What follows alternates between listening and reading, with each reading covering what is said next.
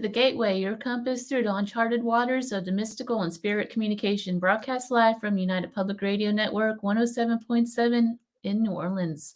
I'm your host, C.L. Thomas. I'm having one of those nights. My computer died just before logging on to do the show tonight. Like literally, I got the blue screen of death on my laptop that I usually use for this program. So I'm using a little bit of a different background, and it is what it is, right? We keep going. Tonight we change the topic from our usual mysticism and spirit talk to talk about Dracula, the man behind the inspiration of what would become vampire goth Bram Stoker. Historian and author Neil Storey joins me to discuss his new book, Bram Stoker, the author of Dracula, an illustrated biography. Neil, welcome to the show. CL, lovely to see you. Good evening. You've written over 50 books, haven't you? Well, I have. It keeps me out of mischief. I have been very fortunate to spend most of my life as a historian. And I've had the chance to write books about things that have fascinated me and interested me. And the one theme that has been throughout all of those years has been old Dracula and an interest in the man who created him. Well, Neil, it is so lovely to get to talk to you again. You're one of my favorite historians. Oh, thank you. It's good to see you too. You're just such a lovely person. And I know it's like 2 a.m. in the morning right now where you are. So I really appreciate you coming on the show. But what inspired you to write about Bram Stoker? It was really from my early life. When walking to school, I walked past a cinema and there were posters up there for Hammer Films. It was a provincial cinema, so they weren't the latest releases. And the Hammer Films were things like Taste the Blood of Dracula. And the images were very strong. The artwork in those days on film posters displayed in glass cases was very striking. Christopher Lee's face was very prominent. There was blood, there was snarling, there was fangs. And as a kid, I found that quite frightening. So I couldn't have gone to see the films, even if I dared to, because they were ex-certificate in the UK. You had to be 18 or over. But I could go to a little newsagent and buy bubblegum cards called Shocking Laughs. And on those Shocking Laughs cards were lurid images of the Dracula films, Dracula AD 1972, and some of the other ones, but mostly 72. And they were full color. They had rubbish jokes on them, and the pictures scared me so much. Rather than sort of swapping them in the playground, I gave them to my mum because they were giving me nightmares. And so that old face of Dracula haunted me from a very, very early age. And when I got to maturity and I started reading the book for real, and I wanted to know, who is the man who created this character who has terrified me so much for as long as I can remember? Is it fair to say that Bram Stoker is kind of the godfather of kind of what the Gothic scene that we have today with literature and kind of pop culture, I guess? Well, if you go to many universities in the UK, if you look at Gothic horror, they will go right back to Mary Shelley and Frankenstein. But in some ways, that was the birth of science fiction, if you see what I mean. Right, yes. Using science to create a monster. Throughout the 19th century, there were others who wrote about vampires. But Bram, in 1897, so this is right at the end of the 19th century, when he produced Dracula, he really struck a chord. It really did contrast the modern world with a far more ancient culture, a distant culture. And it included modern things like typewriters and phonographs, recording systems, women being quite strong characters. And so if we'd just had the previous literature, I don't think it would have stood up so well, because they seem to be rather vain vampires. They're smelly, they're rather cowardly. or we only catch glimpses of them, their persona, where they lived or existed. They are just creatures of the night. Bram brought the vampire really alive for a modern audience. And yes, I think we would not have the Anne Rice wonderful into vampire or anything. Even we used to have a cartoon over here, Count Duckula. Anything with fangs and a cape, dark swept back hair. Uh, that's Dracula. And I think, because it was it's such a great impact, along with a little hint of Frankenstein, and then you had reanimated mummies as well. And Jewel of the Seven Stars was a book by Bram Stoker, one of the first to contain a reanimated mummy. So we must always give credit to Mary Shelley for this Gothic, the genesis of 19th century Gothic. But I think at the end, Bram really brought the genre right back up. And it was his book that truly established something that many years after his death would be reanimated, would be made undead, and become the vampire genre of films and books that we know today. I think a lot of people don't realize just how much romantic literature influences today's modern paranormal world, such as Mary Shelley, the book Wuthering Heights. I forget who wrote that one. It goes on and on, though. Even Charles Dickens, his story with what is the Christmas name of that story? Carol. Yeah, Yeah, yes. that's right. And that was quite a moral tale, using ghosts and spirits. But you see, the 19th century literature, people like Wilkie Collins, and you had The Woman in White, he created a type of literature where they used different diaries, letters, and different people to form that narrative. Bram loved that. So he's encapsulated the latest writing techniques in his book. And I think if you've heard of Rudyard Kipling produced a poem called The Vampire. And that was often displayed with a picture by Burne-Jones. And Burne-Jones created this picture called The Vampire. And it's quite a romantic vision in style. But it shows a man on the bed absolutely zonked out. He doesn't look like he's in terror. He looks like he's very happy, has he been drinking? But then sat on top of him is a woman in her nightdress with a very smug smile on her face. She's believed to have been modelled by Mrs. Patrick Campbell, known as Mrs. Pat, and she was in some not raunchy but very sultry roles in her day. Quite strong women who had a sensuality, not just a sexuality.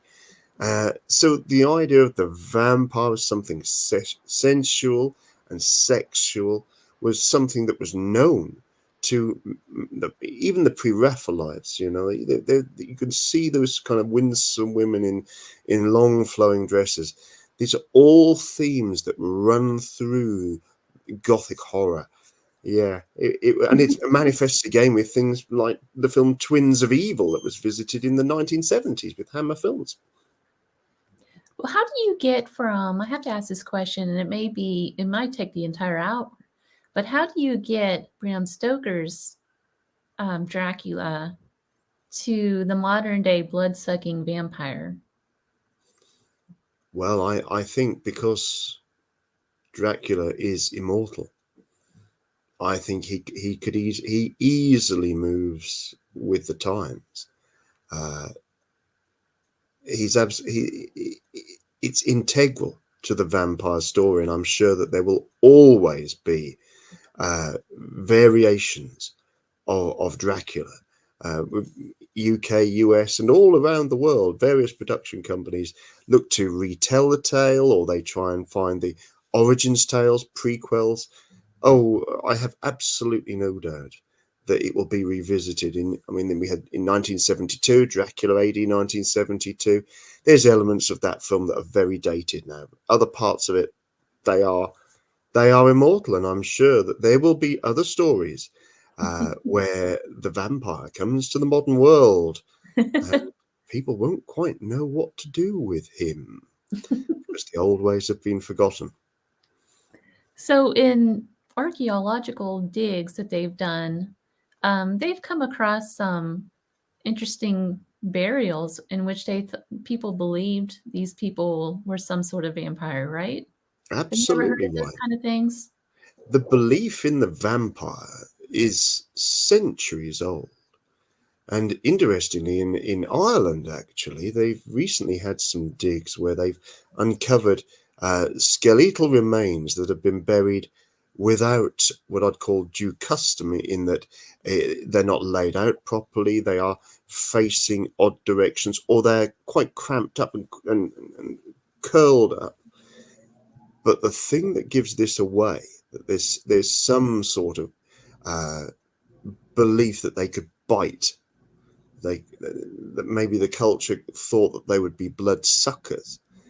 To stop it biting, they ram stones into the mouths of the dead, sometimes even so hard that they dislocate the jaw or would rupture the facial structure somehow. And that's how these skeletons have been found, and they are centuries old. It's very interesting. It So, is very intriguing. your book, it's very well written, and it goes really into a lot of detail on Bram Stoker. Um, I don't want to give too much away about the book, but Mm. how did Bram Stoker's background and his personal experiences influence the creation of this iconic Count Dracula? It's the perfect question, because I think the whole of his life was a journey towards Dracula. This was to be his magnum opus. As a young boy, Bram Stoker was born in 1847 in Ireland, uh, in a house. It was called the Crescent, a house on the Crescent in Clontarf, which is a suburb of Dublin, not far from the sea. His father was a civil servant. They weren't extremely wealthy, just a well-to-do family, and they eventually had quite a lot of kids. Young Bram was not a well little boy. He was unable to walk until he was 7 years old. And in his reminiscences, he wrote of how his mother would recall every time the nursery bell rang, she would rush there, thinking that the nurse was calling her because Bram was dying. So this poor little boy, who never wrote of being desperately unhappy. He was clearly in a loved household, a Christian household that went to church, said their prayers before meals, and he would often be placed in the garden to get fresh air amongst pillows, and he'd look amongst the grass and see the creatures crawling around, and that would feed his imagination. But as he grew up, he grew strong, very strong. And before I get that far, when he was also in bed, you can imagine that he was told all sorts of folk tales. The folk tale tradition was very, very strong in his family, including a tale that we know was told to him of the Sligo cholera epidemic. Now, when his mother was a girl, she was in Sligo at the time of the epidemic, and she saw people being put into a building, one of the public buildings there. It seemed that the doctors, the nurses had gone, that you only had people left that were either apparently immune, but not very well medically trained. And they saw this fellow being carried out, who's known as Long Sergeant Callan.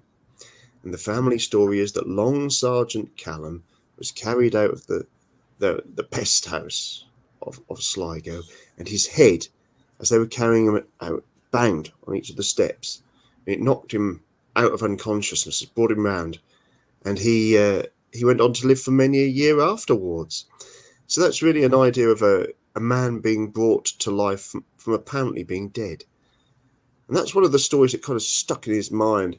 There was all sorts of Irish folk tales about blood eaters and creatures of the night and banshees and werewolves. And so that's from a very, very early age, he's hearing these dark tales. And as a young man, a strong man, a good sporting man, when he starts writing for, part works and magazines and things in Ireland. One was called The Shamrock, and he wrote a story called The Chain of Destiny. And it's a haunted house, and there's hags on the bed, and you can see all of that. And he was always very much taken with darker tales. So when he becomes a theatre critic, part-time. He's a civil servant full-time. Really, because he didn't like the reviews that were being written in the Dublin press. And so Bram said, look, I'll be a theatre critic as long as you give me tickets, for free. And I'll write you up. So he did. And that's how he met a young up and coming actor by the name of Henry Irving. And Irving soared eventually and became the first actor to obtain a knighthood. He really gave the acting craft a respectability that it hadn't had really before him. So Bram saw him in the early stages. He wrote fantastic reviews for him. Irving, of course, lapped up the praise. The two became friends. And so when Irving takes over the Lyceum Theatre in the West End of London, one of the great old theatres, great columns and a portico on the top, beautiful build, he needed an acting manager.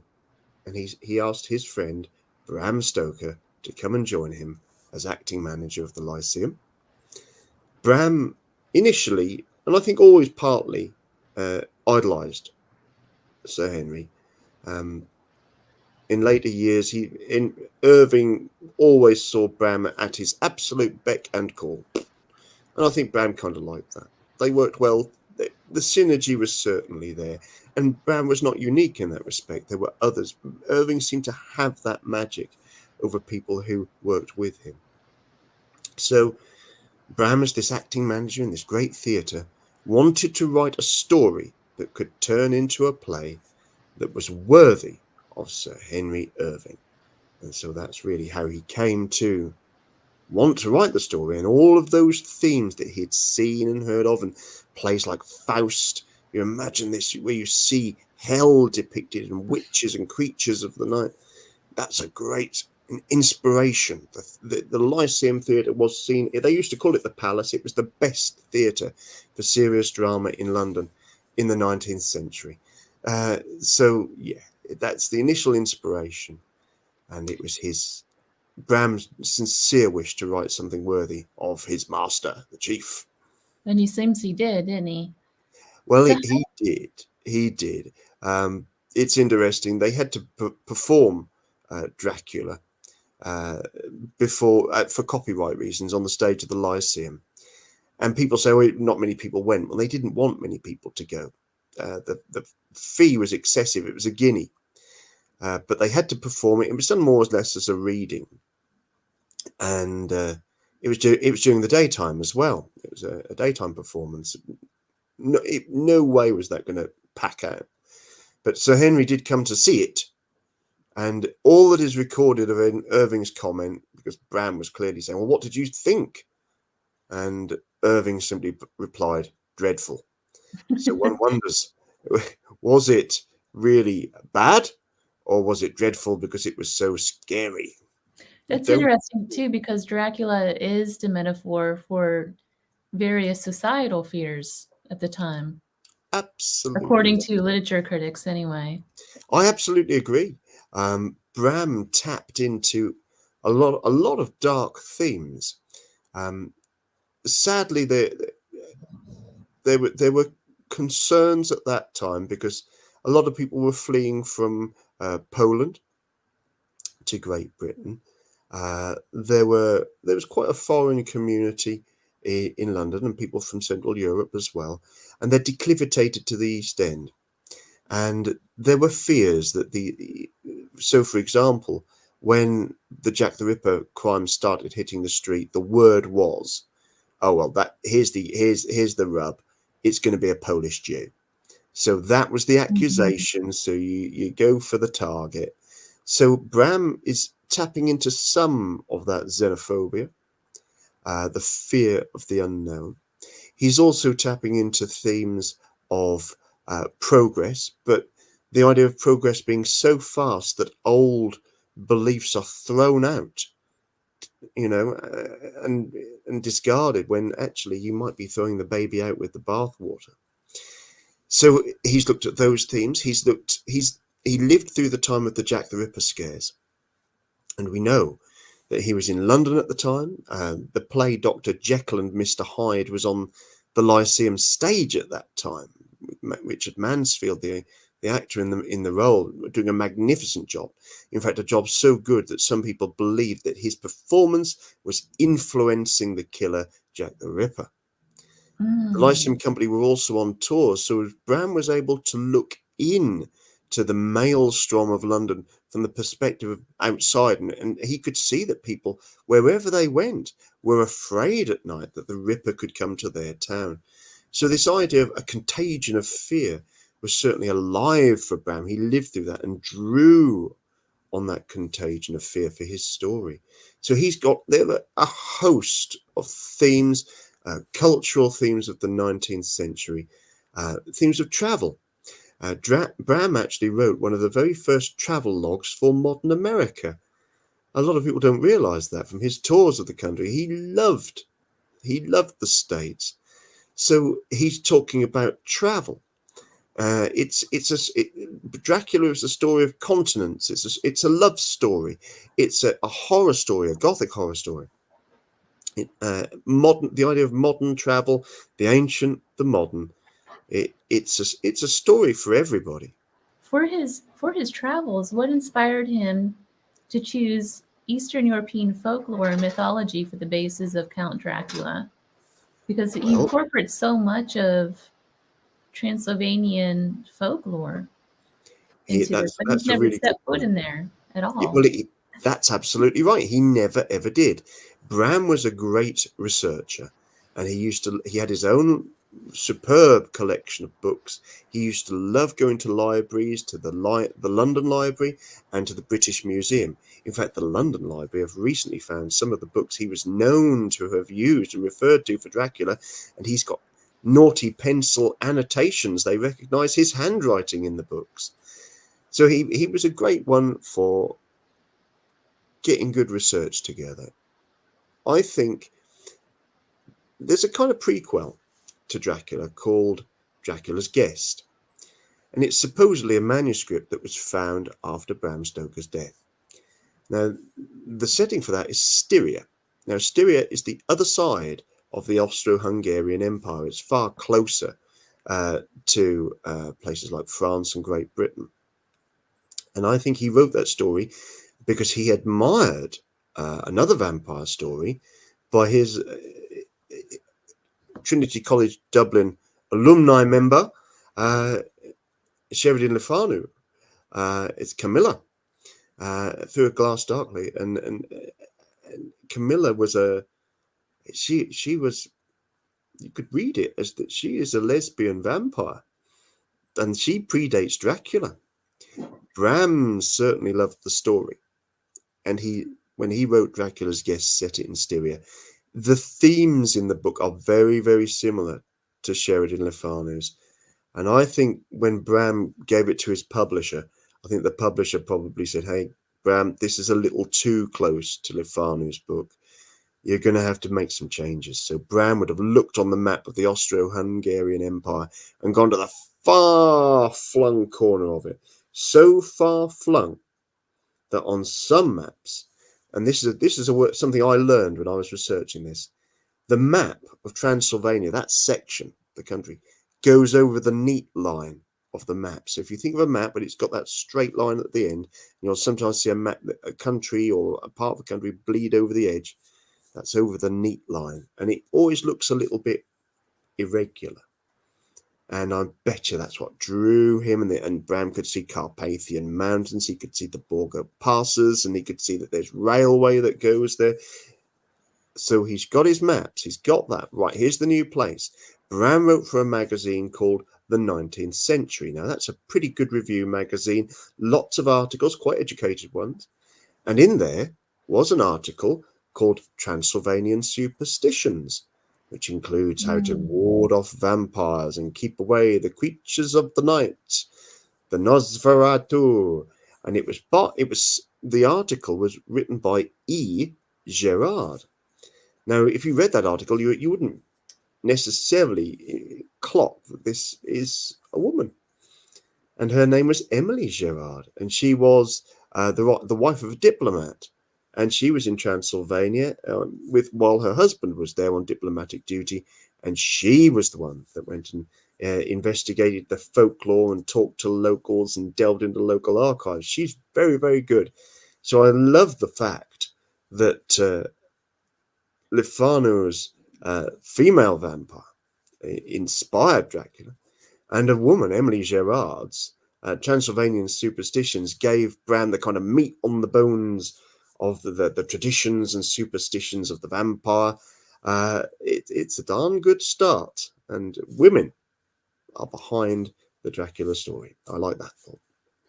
So, what is the connection between, and by the way, that image behind me is actually from Singasora, where Vlad the Impaler was born. Ah. Where does that connection begin between Vlad the Impaler and Dracula and Dracula? Well, the root of that story, I think, comes from a book by McNally and Florescu that was produced, I think that was in the 70s. In the 1970s, we didn't have access to the notes of Dracula, certainly not widely accessible, and the manuscripts, and the amount of letters that I uncovered in the Hall Cain archive on the Isle of Man. We simply didn't have all of those to enhance and inform our knowledge of Bram and how he created Dracula. So McNally and Florescu looked at the stories that might have inspired this character and the story of Dracula. Did Bram know all of this background? But for Bram, the truth is far more prosaic. Bram was on holiday in Whitby. He had seen and heard about the wreck of the Demeter, which that becomes it was the Dimitri, the Demeter in the book. It's a wreck on Whitby Beach. Bram's on holidays. Whitby is in Yorkshire in England, and I dare say he popped into the library to find out a little bit more about the places that this boat may have come from. And he picks up a volume. It's Wilkinson's Guide to Wallachia and Transylvania. And we know this because we've got the notes of Dracula. They exist. And he's even put the reference for the book where he found it in Whitby. And he just annotates a little bit. And it's very short. It's quite clear that he's found a name. He's found the name Dracula. And that absolutely game changes for Bram. Allow me to just put that into some context. When Bram met Arminius Vambery, who is acknowledged in the Dracula book, our friend Arminius, he was a lecturer at Budapest University, and Dr. Van Helsing refers to our friend Arminius. And he was certainly a factotum on folklore and legend, and the pair met over dinner at one of the gatherings in the Lyceum. We don't know the exact content of their conversation, but clearly there's some notion of vampires and the vampire legend being told there. Bram liked the idea of having a book. It's called The Undead. That's the original idea. And then he adds in Count Vampire. But it's spelt Wampyre, Count Wamp. And for the general public, Bram loved language. But for the general public, they would be saying, Count Vampire and the Undead? What sort of a title of that is? That would have sunk like a lead balloon. And I think maybe Bram knew that. Count Vampire and the Undead. So his working title. He gets to Whitby, and he discovers this name, and in the book where he discovered it, you can tell he likes Dracula, and he notes the people of Transylvania. The name Dracula means, or Dracul, it means demon or devil. If you read on a little bit, it mentions Dracula is a mercenary, but not a desperately good one, according to Wilkinson. There were no notes, no mention in the notes of Bram Stoker for Dracula of Vlad Tepes. There's just not Vlad the Impaler. Nope, not even that famous woodcut that's often produced in vampire books of the big mustachioed Yeah. Vlad Tepes. No, sorry, folks. Bram's imagination is pretty darn good. He liked the name. And in fact, if you think about it, you'd never heard that name before. The world had really never heard it before. He's an obscure, according to Wilkinson's guide, he's an obscure mercenary, in Transylvanian history. That's what Bram saw, not this great Count of Impaler and all this kind of stuff. That's all he saw. But he liked the name, and it worked. And if you roll it around your mouth, and I'm not the only author to pick up on this, it feels great. Dracula. We like that. So think about it. Bram, when he staged the play at the Lyceum, it was called Dracula or the Undead. Okay. By the time it comes to the actual publication of the book, he's got rid of the Undead. The working title, that's gone. Count Vampire, long gone. And what have you got? Just Dracula. Now that's a gamble, because the world doesn't know who or what Dracula is. That's all it is. It's one name. It's a yellow book, and in red is the name Dracula. It was a gamble, but one that paid off in the long run. The castle that he uses, Bram Castle in Transylvania, how did that, interestingly enough, Vlad Tepes never even stepped foot in Bram Castle. That's another thing that a lot of people don't know. And neither did Bram Stoker, but yet Dracula is so associated with this castle. How did that come to be? Not by Bram Stoker. I believe in tourism is important for every single country. And it just seems that Bram has assumed the connection. It's certainly, it's assumed the connection with Dracula, the book, and it doesn't really. Bram created Castle Dracula. You can see the origins of it from his first ever fiction book, Under the Sunset. There's an illustration in there, the Castle of the King, and you can see there's a skeletal face in the drawing. It's very good, and tall towers and all sorts. You could imagine, wow, Castle Dracula, that's a great start. Then when Bram stayed in Edinburgh Castle, when that certainly had an impact on him when he was creating the rambling Castle Dracula. But the main inspiration for the castle, we know this because Bram went to visit it on a number of occasions, was the home of the Duke of Errol, and this was Slains Castle on the coast of Scotland. Sadly now a ruin, but Bram knew this as a home. He stayed there on a number of occasions, and even in Dracula the book they mention an octagonal room which has no window, and there has to be a light all the time in there to keep it bright enough. And if you go to the ruin and you stand pretty much in the middle of it and you look up, and you will see the walls of the octagonal room. It's still there. But Slains Castle is a great influence, and Bram's for his first visit there, this is in a place called Port Errol. That's how Bram would have known it. In later years, nowadays it's called Cruden Bay. And he used to stay at the Kilmarnock Arms and even wrote some of Dracula there. So Scotland plays a great part in the inspiration for the Dracula story. It's interesting.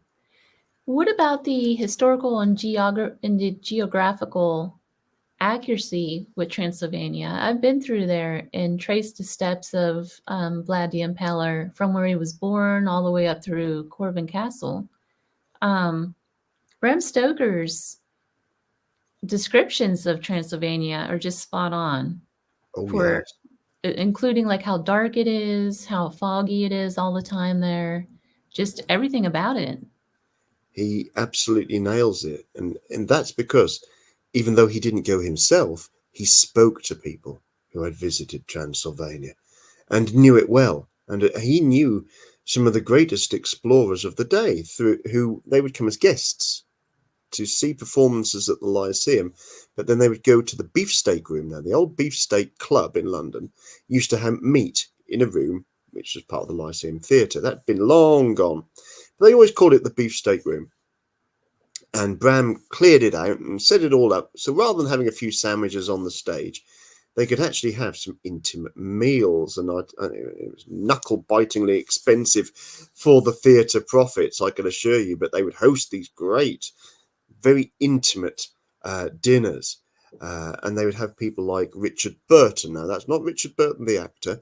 Richard Burton, the explorer and Orientalist. Now, Richard Burton had written a book called Vikram and the Vampire, which is a Hindu story of a vampire, a shapeshifter. And Bram knew Burton. Burton is one of the inspirations for Dracula, the character of Dracula himself. If you look at pictures of Burton, my goodness, Bram described him as steely, and he was. Henry Morton Stanley, if you've ever heard of Dr. Livingstone, I presume, the man that went to find Livingstone when he was lost, was Morton Stanley. And in the first ever paperback version, illustrated version of Dracula, the creature climbing down the wall is clearly it's clearly influenced by the features of Morton Stanley with his big white moustache and white hair. And Alfred Lord Tennyson, who is known to, if he had a tricky problem, would show a canine tooth. So these wonderful explorers were known to Bram. Bram would have talked to them about, and of course Vanbury as well, and the books that he read would give him those personal observations of the place that really bring it alive. And then to get the travel log of it correct, he used a Baedeker's guide for the area, southern Germany and Transylvania. And I actually own it. I own Bram Stoker's own copy of the Really? Baedeker guide that he used. Oh, wow. I was very, very lucky to pick that up.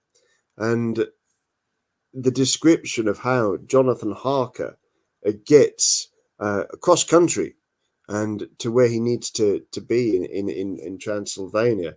The journey is you can absolutely see where Bram has got it from. You could almost feel his finger on the page as he's writing and typing it up. Why do you think he never actually traveled to Transylvania himself? Bram was at the beck and call of Sir Henry Irving. And although he wrote that wonderful travel log of America, he was there because he was organizing the American tour of the Lyceum Theatre Company. Wherever he went, if it was travel really, it was for Irving. He did go to the Isle of Man to see his friend Hall Caine. He's known to have travelled to France. This is interesting. But, as a young man, he went to France. He knew some of the actors and actresses over there. He became quite intimate with one of the actresses as well over in France. She wanted him to go over there, but his father said this would be no life for you, Bram Stoker, marrying an actress in France. So he didn't travel very widely.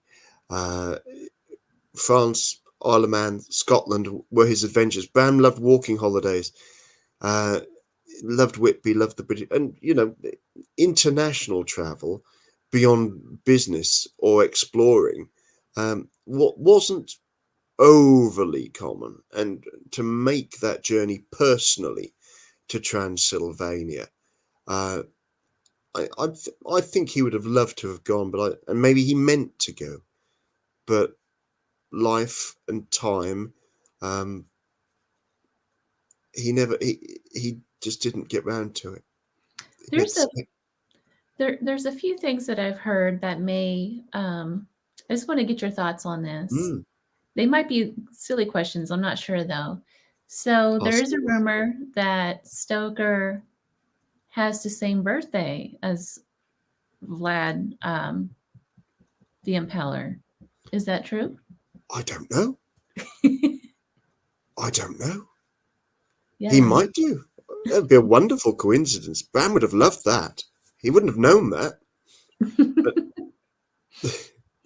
Do you think that Bram Stoker was connected in some way to Vlad, either ancestral or somehow spiritually or anything like that? Bram's ancestors, going back hundreds of years, and I've traced his family tree, were originally not from Ireland. His father's line go back to Northumberland and Durham, which is where I'm speaking to you from right now. I don't think there's any connection. I believe the Stoker family have had their DNA examined and tested. I don't know all of the ins and outs of that, but I'm sure my good friend and my respected fan of the great man, Bram's great grandnephew, Dacre Stoker, would have said if there was a family connection to the real Dracula. Again, Bram would have loved it. Spiritually, I don't think he knew a lot about him. If we're really, really, really honest about it, I don't think he knew a lot about Vlad Tepes or Vlad the Impaler or Dracula. It was really just a name that fitted the character, the imagined character based on people that he knew and things that he had read, rather than borrowing anything of the real backstory of Dracula. So here we are in modern ages where we have Dracula's castle, we have all of this different stuff going on. What do you think Bram's ideas about his book and the way it influenced today's pulp culture and paranormal trends? What do you think his thoughts would be on this I think from back then to now? I think he would have glowed with that thought. When Bram died, and he died in April 1912, and his death was overshadowed by the sinking of the Titanic.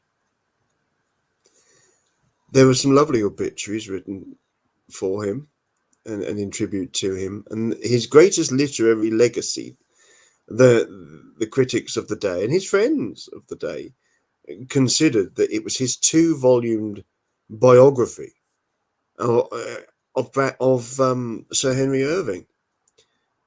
Dracula was just another one of those stories, a weird tale. But Bram's long-term legacy, not just Dracula, but Jewel of the Seven Stars, The Reanimated Mummy, some of his other dark tales, and they're worth reading. Look them out, including The Lair of the White Worm, are an incredible canon of work that in his own lifetime, Bram, they were not failures. And in fact, Dracula has never been out of publication, never been out of print since it was first published in 1897. And whereas many of the authors, including his dear friend Hall Caine, the first man to sell 1 million books in the English language, most people don't even know who Hall Caine was, let alone own a Hall Caine book. The books don't stand up for modern audiences, and they're certainly not a Shakespearean literature. Whereas Bram has never gone away. His character is truly, Dracula is immortal. And for Bram to see all of those things, I don't think the money would have been nice. I wished because his family, they never enjoyed a great deal of wealth from that. They got some, but it was meant to be the one that, and it should have been the one that kind of provided a legacy for future generations, the direct line of Bram Stoker. But deep down, would he have really cared? He wasn't about the money for Bram. It was about the storytelling. And I think for him to see that, it would be overwhelming for him. I think he would be filled with pride. And I just wish, I hope, and in fact, I believe there is a spirit world and we can't all go into nothing. I like to think he sees and he rather likes it. So what are your personal thoughts about the vampire gothic movement, where we have a lot of people who believe that they really are vampires, either psychic or drinking of blood and all of these different things out there? Well, there's nothing new in it. People have believed because of some medical condition or whatever that they are somehow allied to the vampire. Some people, going back centuries, have drunk blood. Wouldn't be for me, but or bathed in blood to stay young. Yeah, well, it's a tricky one. I mean, there are some medical conditions that can really cause people to think and believe that they are a vampire. Maybe there are creatures of the night. I just think if you don't hurt other people and you don't hurt yourselves, then be who you want to be. But don't lose touch with reality. When I was a kid, there was a book out, and it was a series. I think I was in first and second grade. The book was about Bunnicular. Have you ever heard of this? Where it was a rabbit vampire. Wow. I don't know what made me think of that, but I'm liking that. In Britain, we had Count Dracula, and he couldn't drink blood. He had to live off tomato juice and tomatoes. Well, Bunnicular, he lived off of carrots and things. He would go and raid people's gardens in the middle of the night. Yeah, I'm liking that. Fun. You see, I couldn't live as a vampire because I love garlic. It's one of the wonderful ingredients in food. No, I couldn't live without garlic. No. But, that's a good point. From the stories, how it all evolved, it kind of, even from Anne Rice, the story shifts, right? Constantly. Yeah. How do we get from the vampires not able to be around garlic, they're not able to do sunlight, all of these different things? Yeah, I think that. It was just things over time and was added to the story. Absolutely right. Yeah, Bram was very, very loyal, really, to the Transylvanian superstitions in his book. They're pretty loyally.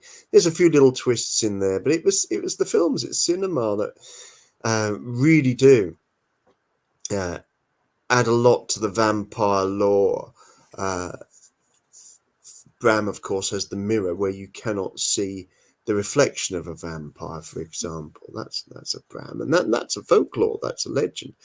But other things have been stretched for film and dramatic value. But there's nothing wrong in that.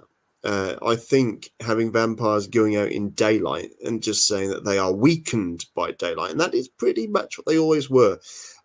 Bram has Dracula seen in London, and it's not night time, or at least we don't think so.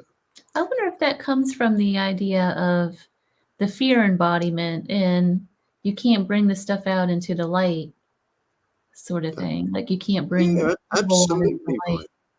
Yeah, absolutely. But it comes from the folklore. These are, you see, the difficulty was that the term Nosferatu does mean a creature of the night. It doesn't just mean a vampire. It could be anything that will operate mostly under the cloak of darkness because it looks unusual. So, for example, a werewolf or a zombie or potentially a vampire. Although a vampire could certainly look just like you and me, but they tend to operate by night because they need the stealth, and they might shapeshift too. For the unwary traveller, to be pounced upon and set upon by the vampire.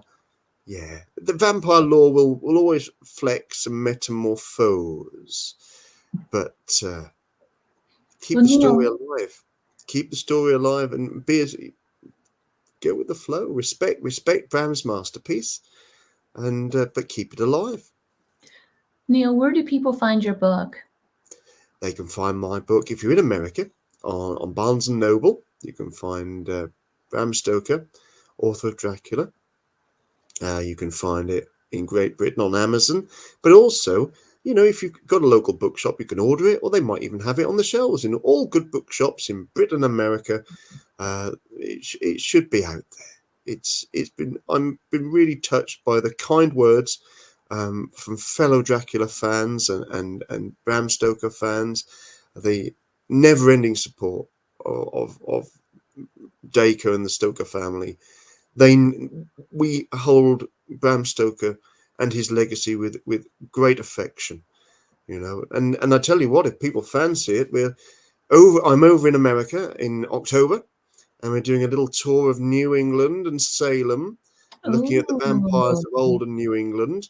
Have a look on the Mysterious Adventures tour. Oh, with Maria. I love that. With our beautiful Maria, and come and join us. It's going to be fantastic. Halloween in Salem. My goodness, I can't wait. A journey of a lifetime. I'm going to be in Boston during that time too, so perhaps I'll come see you guys. Tomato juice for you and me. Neil, we're at the bottom of the hour already. Oh, where's it gone?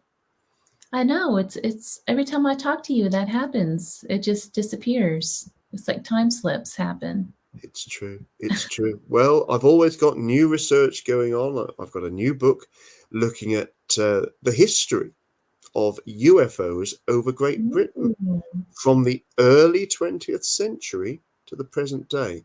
So that's some new research, some quite intriguing stories to be told there. And of course, there's always dark tales of witchcraft and legends and murders and dark deeds. If you could put up with me again, I would love to come and share them with you. I will definitely have you back on. Absolutely. Neil, where can people find you? Real quick, where can people find you? Come and find me. I've got my profile on Facebook, and that's building up very nicely. Come and find me. Come and find me. Storey, Storey. That's correct. The only one with a big moustache. Well, Neil, thank you so much for being on again. I really appreciate it. It's a pleasure, CL. Good to speak to you, and thank you to everybody for listening tonight. You've been listening to The Gateway, your portal to the unexplained, the mystical, and the otherworldly, broadcasted live from United Public Radio Network, 107.7 New Orleans. Find me online or on social media to find out the latest in books and artwork created by me. You can find me at it's clthomas.org, clthomas.org. Until next time, see you soon.